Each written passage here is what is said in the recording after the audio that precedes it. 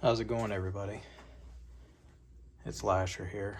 Gonna do a little how to mix up some Dullcote the way I do it. I know everybody doesn't use Tester's Dullcote, but it's one of my favorite flat finishes to use on models. It's been around for many years. It has recently changed formula to Rust-Oleum brand owns them now. It has been a little bit different, so I'm going to explain how I mix it up to get a nice flat finish that doesn't have any chalkiness to it, because I've noticed the new formula, if you just mix it straight with just lacquer thinner, and it seems to sometimes give you a chalky look and a little bit of white haze to it.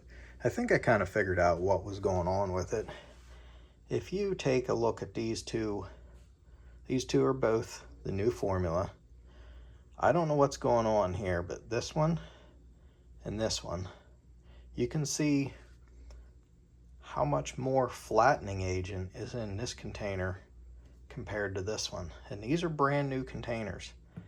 And I don't know which one I've gone through, and I have multiples of ones that are like this and ones that are like this. So there's definitely more flattening agent in this one, and I think that's where a lot of the chalkiness can come from, because I think the powder that they put in there to flatten it is called talc.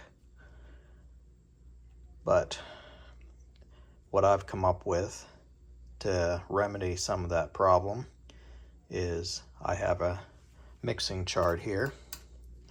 I'm going to mix some up today. I need to use some. So the ratio, I started doing 2 parts gloss coat,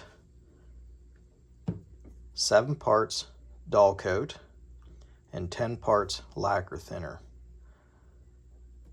So I just use, you can use kind of about any kind of lacquer thinner. I've used automotive lacquer thinner, works really well. It's very expensive, but it dries really fast.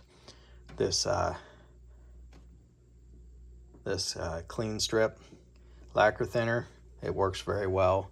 It's about, I think there are $10 or $11 for that container. There is 1 quart.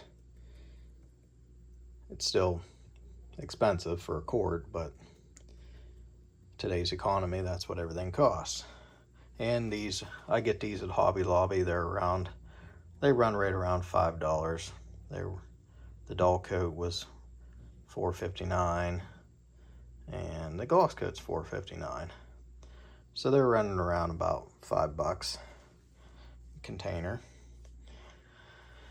And I always obviously shoot mine through an airbrush. This is a Badger Anthem 155, one of my favorite all-around airbrushes. It's pretty rugged. This is a siphon type. They make a cup type also, which has a cup on top. But it's nice, easy airbrush to tear apart, clean. For real fine detail, it's not really that type of an airbrush, but for nice spraying, works really well. So I'm gonna go here, and one thing about these things, you don't really want to shake them, because then you get air bubbles and stuff. So you just want to, there's brand new bottles, just want to kind of stir them up.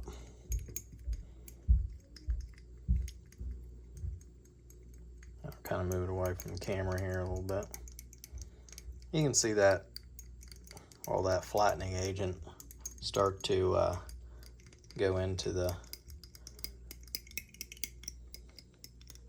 mix in. Make sure you get it off the edges. Here you can see that it's Rust-Oleum owns them now.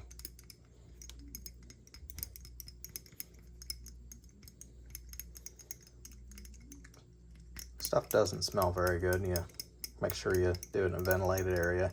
When I spray it, I have a spray booth I kind of use. It has a kind of a, it's in a window, it has a big window fan in it. Just kind of spray up against that, sucks it out. Don't really have any fumes. But once you get that mixed up, good. Just take some lacquer thinner, just pour it into a container.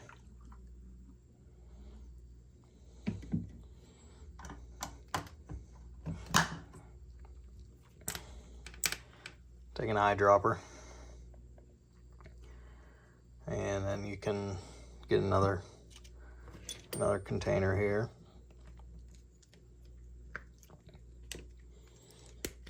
Open it up, it's brand new also. So like I said, on my ratio, I'm gonna get 2 parts gloss coat,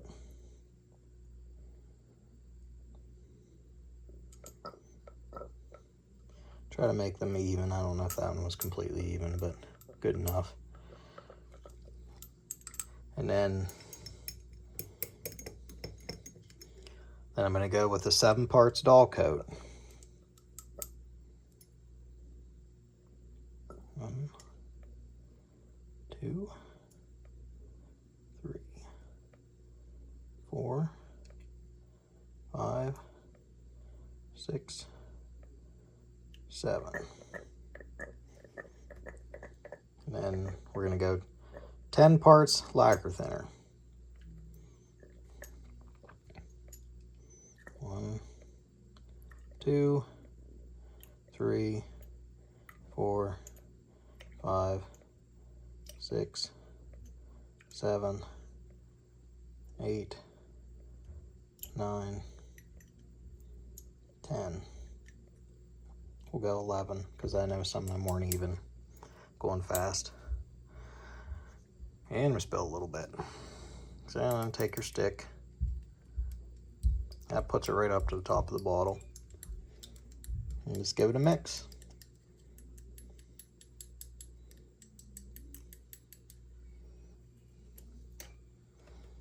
And put your lids back on.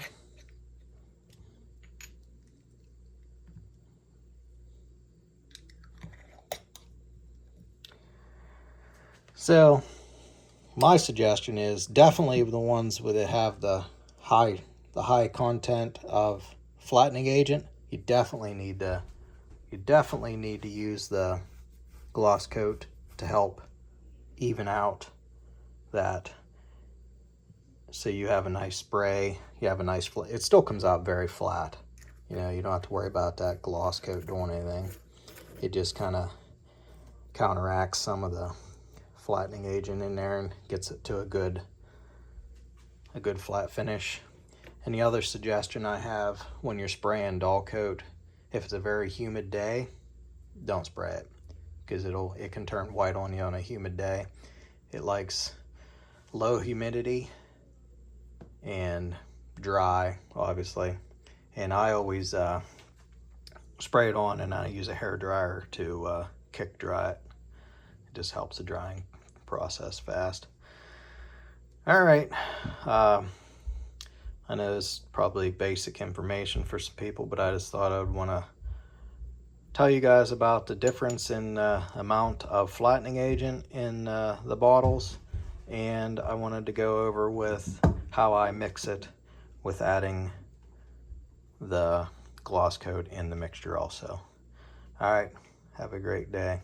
Thanks.